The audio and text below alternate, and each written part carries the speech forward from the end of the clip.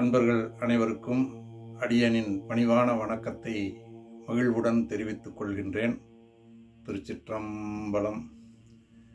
இன்றைய நாளிலே நாம் திருவாசகம் என்கின்ற அந்த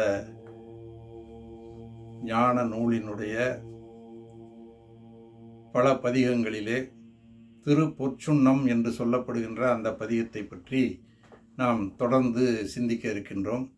அந்த வகையிலே இன்றைக்கு நாம் அந்த இறைவனுக்காக நறுமணப் பொடிகளை, இறைவன் நீராடுவதற்காக நறுமணப் பொடிகளை இடிப்பதாக அந்த பெண்கள் எல்லாம் பாடுகின்ற அந்த பாடல் வரிசையிலே இன்றைக்கு நாம் 6வது பாடலை சிந்திக்க இருக்கின்றோம்.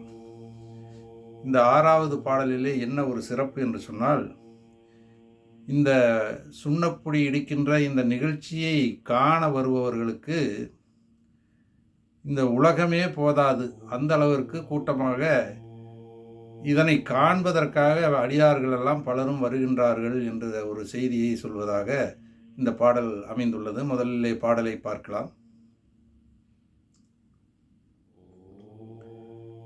உலக்கை பல ஓச்சுவார் பெரியர், உலகமெல்லாம் உரல் போதாது என்றே, கலக்க அடியவர் வந்து நின்றார், காண உலகங்கள் போதாதென்றே, நலக்க அடியோமை ஆண்டு கொண்டு நான்மலர் பாதங்கள் சூடத் தந்த, மலைக்கு மருகனை பாடி பாடி மகிழ்ந்து பொற்சுண்ணம் இடித்தும் நாமே.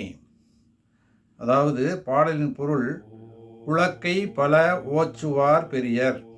ஓச்சுவார் என்றால் ஓங்கி இடிப்பார்கள். யாரெல்லாம் இந்த உலக்கையை கொண்டு ஓங்கி இடிக்கின்றார்கள்? பல பெரியவர்கள் எல்லாம் இந்த பெருமான் நீராடுவதற்கான இந்த சுண்ணப்பொடியை இடிப்பதற்கு அந்த உரலிலே அந்த வாசனை பொருட்களை எல்லாம் இட்டு ஓங்கி இடிப்பார்களாம்.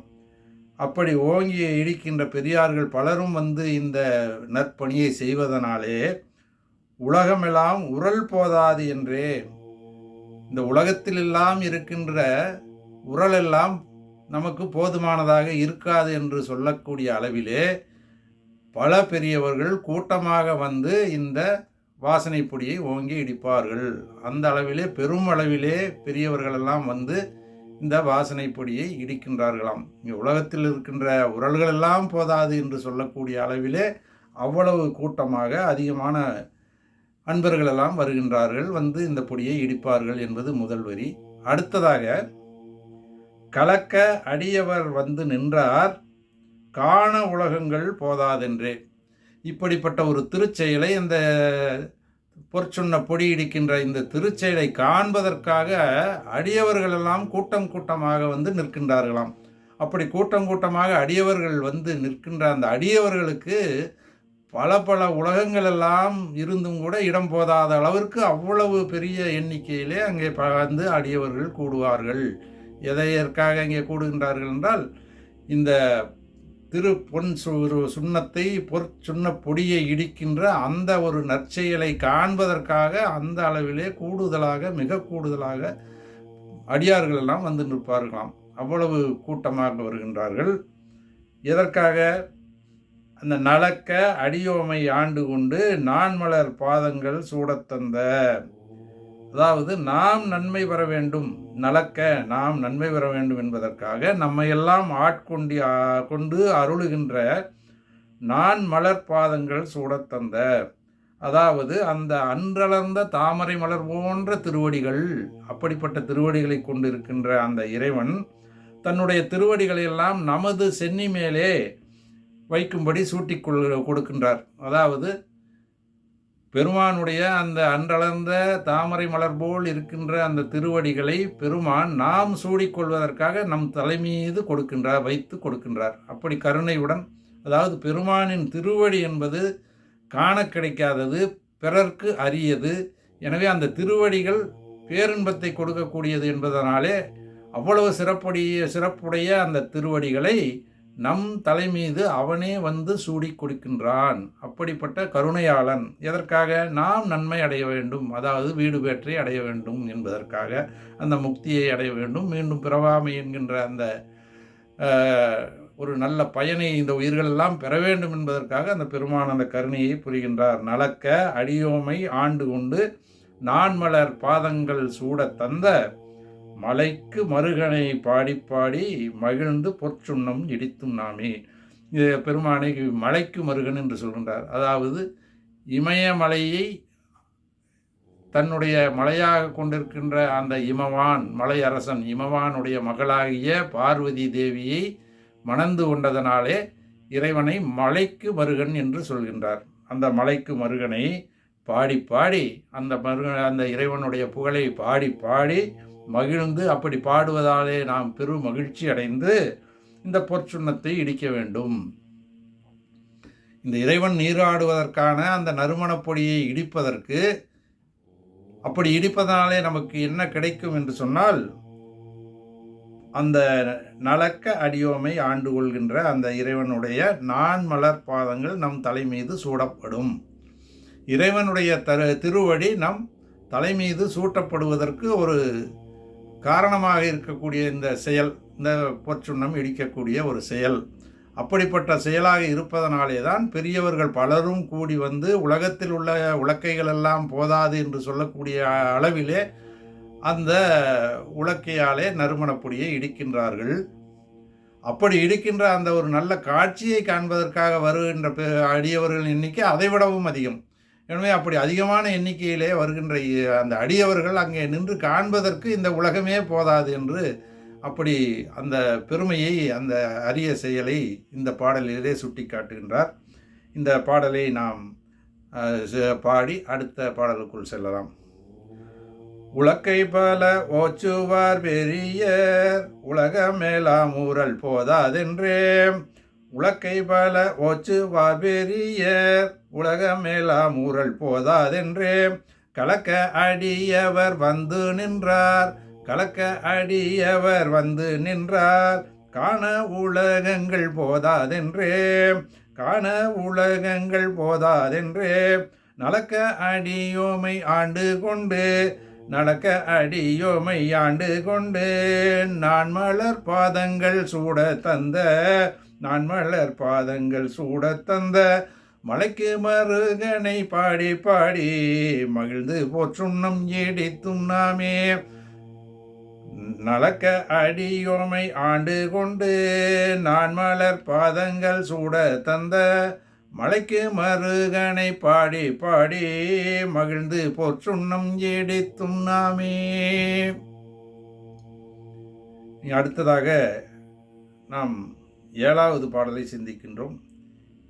7வது பாடலிலே இந்த பொடியை இடிப்பதனாலே அங்கே எப்படி ஒரே மகிழ்ச்சியான சூழ்நிலை, எங்கும் ஆரவாரம் நிறைந்த ஒரு சூழல் நிலவுகின்றது என்பதை இந்த பாடலிலே மாணிக்கவாசக பெருமான் சொல்லுகின்றார். அதை அந்த வழக்கம் போல இந்த அம்மானை பாடுகின்ற அந்த பொற்சுண்ணம் இடித்து கொண்டு பாடல் பாடுகின்ற இந்த பெண்கள் எல்லாம் அந்த செயலை செய்கின்றார்களாம்.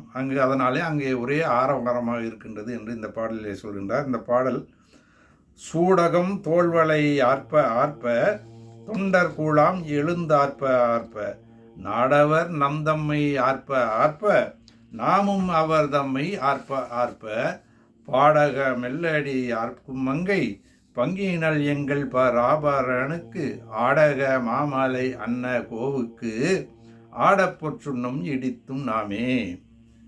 இந்த பாடலினுடைய பொருளை நாம் பார்க்கலாம்.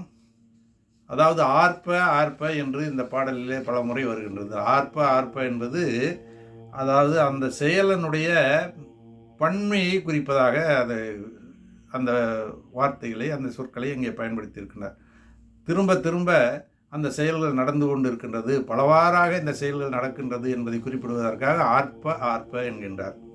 அதாவது ஆரவாரம் மிகுந்ததாக அது அமைகின்றது.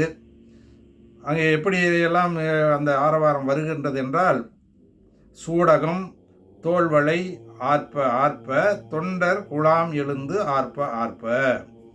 அதாவது சூடகம் என்றால் இந்த வளை, கையிலே அணிந்திருக்கின்ற வளைகள், தோள்வளை தோளிலே அணிந்திருக்கின்ற ஆபரணங்கள், இவையெல்லாம் பலகாலம் ஒலிக்க திரும்ப திரும்ப ஒலிக்கின்றது. ஆர்ப்ப ஆர்ப்ப, சூடகம் தோள்வளை ஆர்ப்ப ஆர்ப்ப, தொண்டர் குழாம் எழுந்து ஆர்ப்ப ஆர்ப்ப. அப்படி அந்த அணிந்திருக்கின்ற அந்த தொண்டர்களுடைய கூட்டம், அடியார்கள் கூட்டமெல்லாம் ஒன்றாக சேர்ந்து புறப்பட்டு வருகின்றார்கள். அரகர என்று அந்த அரனுடைய நாமத்தை சொல்லிக்கொண்டு அந்த அடிக்கடி அந்த முழங்குகின்றார்களாம் அந்த அரகர என்கின்ற நாமத்தை. அதனால் தொண்டர் குழாம் எழுந்து ஆர்ப்ப ஆர்ப்ப என்கின்றார். அதற்கடுத்ததாக நாடவர் நந்தம்மை ஆர்ப்ப ஆர்ப்ப. இது ஒரு மாதிரி நம்ம எல்லாம் இந்த நாட்டிலே இருக்கின்றவர்கள், உலகத்தவர்கள் எல்லாம் நம்முடைய இந்த செயல்களை, இந்த கோலத்தை எல்லாம் பார்த்து இவர்களை நம்மை பார்த்து இவர்களெல்லாம் ஒரு பித்து பிடித்தவர்கள், பைத்தியக்காரர்கள் என்பது போல அவர்கள் நம்மை பார்த்து அப்படி சிரிக்கிறார்கள், ஆரவாரம் செய்கின்றார்களாம். அந்த செயலை நாடவர் நம் தம்மை ஆர்ப்ப ஆர்ப்ப. அதே சமயத்தில் நாம் என்ன செய்கிறோம்? நாமும் அவர் தம்மை ஆர்ப்ப ஆர்ப்ப. நாமும் அவர்களை பார்த்து இவர்களெல்லாம் அறிவில்லாதவர்களாக இருக்கின்றார்களே என்று நாம் ஆரவாரம் செய்கின்றோமாம். இதற்கு என்ன பொருள் என்றால், அதாவது நாம் இறைவன் மீது கொண்ட பற்று காரணமாக எந்நேரமும் இறைவனையே நினைந்து இறைவனுடைய நாமத்தையே சொல்லிக்கொண்டு இறைவனுடைய அந்த திருச்சின்னங்களை அணிந்து கொண்டு இருப்பதை ஒரு பைத்தியகாரத்தனம் என்று இந்த உலக வாழ்க்கையிலே மூழ்கி இருக்கின்ற அந்த மக்கள் எல்லாம் நினைக்கின்ற, அதனாலே நம்மை பார்த்து நகைக்கின்றார்கள். நாடவர் நம் தம்மை ஆர்ப்ப ஆர்ப்ப. சரி, நாம் ஏன் அவர்களை பார்த்து ஆர்க்கின்றோம்? நாமும் அவர் தம்மை ஆர்ப்ப ஆர்ப்ப என்று சொன்னால், இந்த இறைவனுடைய திருவடியை அடைகின்ற இந்த பேரின்பத்திற்கான வழியை அறியாதவர்களாக இவர்களெல்லாம் இருக்கின்றார்களே என்று அவர்களை எண்ணி அவர்களுடைய நிலையை நினைந்து இறங்கி இப்படிப்பட்டவர்களாக இவர்களெல்லாம் இருக்கின்றார்களே என்று எண்ணி நாம் அவர்களை பார்த்து சிரிக்கின்றோம். அதனால்தான் நாடவர் நம் தம்மை ஆர்ப்ப ஆர்ப்ப, நாமும் அவர் தம்மை ஆர்ப்ப ஆர்ப்ப என்று சொல்கின்றார். அதற்கு அடுத்ததாக பாடகம் மெல்லடி ஆர்க்கும் மங்கை பங்கினன் எங்கள் பராபரனுக்கு. பாடகம் என்பது ஒரு அணி, காலிலே அணிகின்ற ஒரு அணி, அதற்கு பாடகம் என்று சொல்வார்கள். அப்படிப்பட்ட அணியை அணிந்திருப்பதனாலே அந்த உமாதேவியினுடைய மென்மையான பாதங்களில் அந்த பாடகம் மென்மையாகத்தான் ஒளி எழுப்புமாம். அதனால தான் பாடகம் மெல்லடி ஆர்க்கும் மங்கை. அந்த பாடகம் என்கின்ற கால் அணியை அணிந்திருப்பதனாலே, காலிலே இருக்கின்ற அந்த அணி மென்மையான ஒளியை எழுப்புகின்ற அளவிலே அந்த அணியை அணிந்திருக்கின்ற உமாதேவியை தன் ஒரு பங்காக தன்னுடைய உடலிலே ஒரு பாகமாக கொண்டிருக்கின்ற இறைவன். பாடகம் மெல்லடி ஆர்க்கும் மங்கை வங்கினன் எங்கள் பராபரனுக்கு, எங்களுடைய மேலான இறைவன். பராபரன் என்பதற்கு மேலான, மிகவும் மேலான இறைவன் என்று அந்த இறைவனுடைய உயர்வை பற்றி மிக புகழ்ந்து சொல்வதாக அந்த பராபரன் என்கின்ற சொல் அமைந்திருக்கின்றது. அப்படிப்பட்ட அந்த பராபரனுக்கு ஆடக மாமலை அன்ன கோவிற்கு. ஆடகம் என்றால் தங்கம், ஆடக மதுரை என்று சொல்வார்கள் மதுரையை சொல்லும் பொழுது. அப்படி ஆடகம் என்பதற்கு தங்கம் என்கின்ற அந்த பொருள். அந்த பெரிய பொன் மலையை போன்ற இறைவனை அப்படி உருவமாக சொல்ல பொன்மலை. அதாவது நாம் அந்த திருக்கையிலை காட்சி பார்க்கும்போது பொன்னார் மேனியன் என்று சொல்வார்கள். அந்த திருக்கையிலை மலையே காலை வேளையிலே சூரிய ஒளி போட்டு பொன் போல மின்னும். அதனாலே அந்த பொன் போன்ற மலையை ஆகிய இறைவனை, மலையை ஒத்த அந்த இறைவனுக்கு அன்ன கோவிற்கு, அத்தகைய இறைவனுக்கு, அத்தகைய மன்னனுக்கு ஆட பொற்சுண்ணம் இடித்தும் நாமே. அப்படிப்பட்ட அந்த பொன் போன்ற திருமேனியை உடைய இறைவன் நீராடுவதற்கு பொற்சுண்ணமாகிய இந்த நறுமண வாசனை, இந்த பொடியை நாம் இடிப்போமாக என்று அந்த பெண் பாடுகிறாள். அந்த பாடல் அவ்வாறு அமைந்திருக்கின்றது. அந்த பாடலை மீண்டும் ஒரு முறை நாம் பார்க்கிறோம்.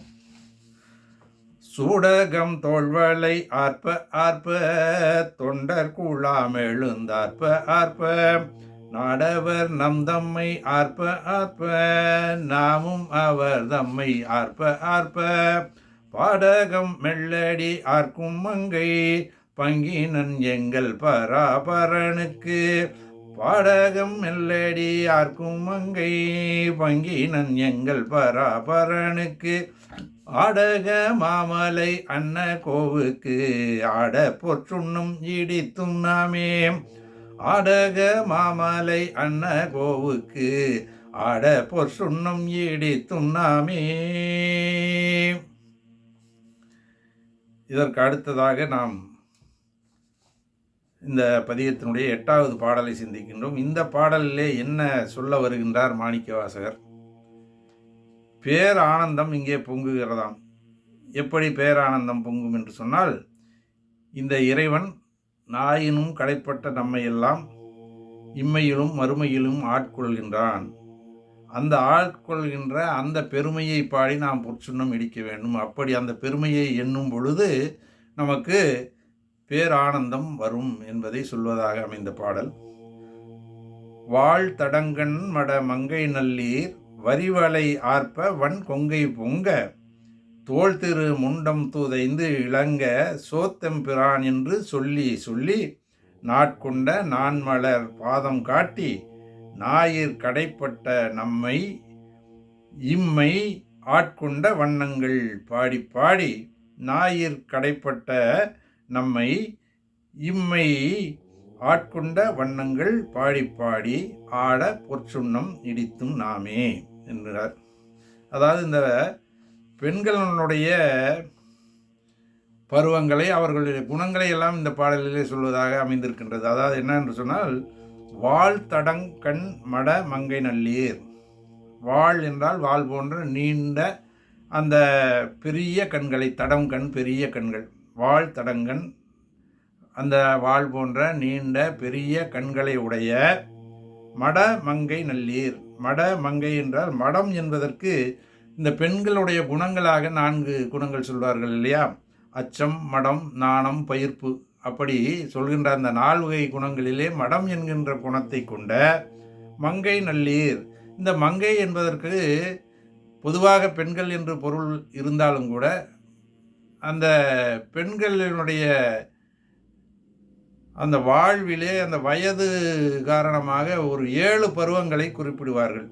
அதாவது பெதும்பை, மங்கை, மடந்தை, அறிவை, தெரிவை, பேரிளம் பெண், அப்படி ஒரு 7 பருவங்களை குறிப்பிடுவார்கள். இங்கே மங்கை நல்லீர் என்று சொல்வதனாலே அதாவது சுமார் 12 வயதுடைய பெண்கள் அங்கே அந்த சுண்ணப்பொடி இருப்பதற்கு வந்திருக்கிறார்கள் என்ற ஒரு கருத்தை நம்மிடம் சொல்வதற்காக இந்த சொல்லை பயன்படுத்தி இருக்கின்றார் மாணிக்கவாசகர். அதனாலே வாழ் தடம் கண் மட மங்கை நல்லீர், நல்ல பெண்களே, அந்த மங்கை பருவத்திலே இருக்கின்ற பெண்களே, வரிவலை ஆர்ப்ப வன் கொங்கை பொங்க. வரிவலை ஆர்ப்ப, அவர்கள் அந்த வரிகளை கொண்ட வளையல்களை எல்லாம் கையிலே ஒலிக்கும்படியாக அணிந்திருக்கின்றார்கள். அதாவது நிறைய வளையல்களை கைகளில் அணிந்திருக்கின்றார்கள். வரிவலை, அதனாலே அந்த வலைகள் ஆர்ப்ப ஒலிகளை எழுப்புகின்றது. வன் கொங்கை பொங்க, அவர்களுடைய வளப்பம் மிகுந்த அந்த கொங்கைகள் எல்லாம் பூரித்து மகிழ்ந்து பொங்குகின்றனவாம். எதற்காக? இந்த இறைவனுக்காக நாங்கள் இந்த நறுமணப் பொடியை இடிக்க வந்திருக்கின்றோம் என்கின்ற அந்த ஒரு செயலுக்காக அதனை எண்ணி எண்ணி அவர்களுடைய மார்பு பொங்குகின்றது. வன் கொங்கை பொங்க தோள் திருமுண்டம் துதைந்து இலங்க. அவர்களுடைய தோளிலே திருநீரெல்லாம் அணிந்திருக்கின்றார்கள். முண்டம் என்பது திருநீற்றை குறிக்கின்ற சொல். தோள் திருமுண்டம், தோளிலே துதைந்து இலங்க, அந்த தோளிலும் நெற்றியிலும் எல்லாம் திருநீரானது பிரகாசிக்கும்படி அவர்கள் பூசி இருக்கின்றார்கள். இருக்கவும் எம்பெருமானே வணக்கம் என்று சொல்லி சொல்லி, சோத்தம்பிரான் என்று சொல்லி சொல்லி, சோத்தம் என்பதற்கு வணக்கம் என்பது பொருள். சோத்தம்பிரான், எம்பெருமானே வணக்கம். அப்படி இந்த ஒரு அழகிய அந்த காட்சியிலே, அதாவது வரிவலை ஆர்ப்ப வன் கொங்கை பொங்க தோள் திருமுண்டம் துதைந்து இலங்க சோத்தம்பிரான் என்று சொல்லி சொல்லி, இப்படி அந்த சிறந்த ஒரு உருவத்திலே அந்த வடிவத்திலே இருக்கின்ற அந்த பெண்கள் இறைவனுக்கு வணக்கம் என்று சொல்லி திரும்ப திரும்ப சொல்கின்றார்கள். சோத்தம்பிரான், சோத்தம் என்பதற்கு வணக்கம். எனவே சோத்தம்பிரான் என்றால் எங்கள் தலைவனே, எங்கள் பிரானே வணக்கம் வணக்கம் என்று சொல்லி சொல்லி என்ன செய்ய வேண்டும்? அந்த நாட்கொண்ட நான்மலர் பாதம் காட்டி ஞாயிற் கடைப்பட்ட நம்மை இம்மை ஆட்கொண்ட வண்ணங்கள் பாடி பாடி, அந்த இறைவன் நமக்கு என்ன செய்திருக்கின்றார் என்றால், நாட்கொண்ட நான்மலர் பாதம். அதாவது நாட்கொண்ட என்பதற்கு என்ன என்று பொருள் என்று பார்த்தால், இங்கே அப்பொழுது மலர்ந்த மலர், அதுதான் நாட்கொண்ட நான்மலர் பாதம். அப்பொழுது மலர்ந்த அந்த நல்ல தாமரை மலர் போன்ற அந்த மலர்களை பறித்து அந்த பெருமானுக்கு சூட்டியிருக்கின்றோம்.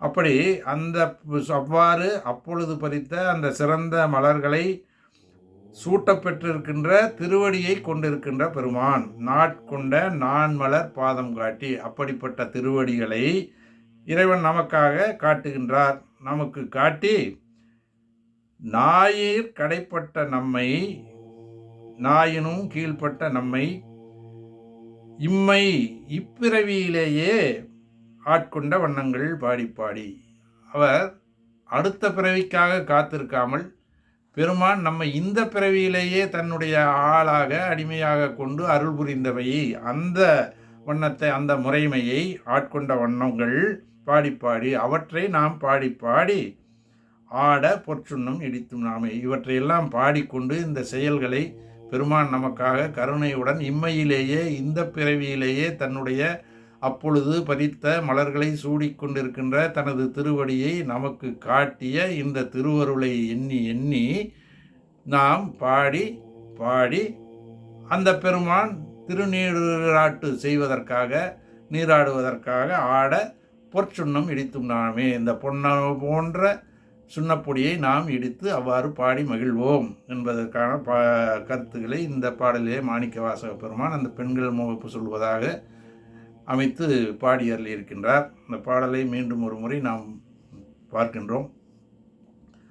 வாழ்த்தடங்கண்மட மங்கை நல்லீர் வரிவளை யார்ப்பவன் கொங்கை பொங்க, வாழ்த்தடங்கண்மட மங்கை நல்லீர் வரிவளை யார்ப்பவன் கொங்கை பொங்க, தோள் திரு முண்டம் துதைந்திளங்க சோத்தம் பிரான் என்று சொல்லி சொல்லி, தோள் திரு முண்டம் துதைந்திளங்க சோத்தம் பிரான் என்று சொல்லி சொல்லி, நாட்கொண்ட நான்மலர் பாதம் காட்டி, நாட்கொண்ட நான்மலர் பாதம் காட்டி, ஞாயிற்கடைப்பட்ட நம்மை இம்மை, ஞாயிற்கடைப்பட்ட நம்மை இம்மை ஆட்கொண்ட வண்ணங்கள் பாடி பாடி, ஆட்கொண்ட வண்ணங்கள் பாடி பாடி ஆட பொற்சுண்ணம் ஏடித்தும் நாமே, ஆட பொற்சுண்ணம் ஏடித்தும் நாமே. இந்த அளவிலே இன்றைய பதிவை நாம் நிறைவு செய்கின்றோம். மீண்டும் அன்பர்களுக்கு அடியானது பணிவான வணக்கம். திருச்சிற்றம்பலம்.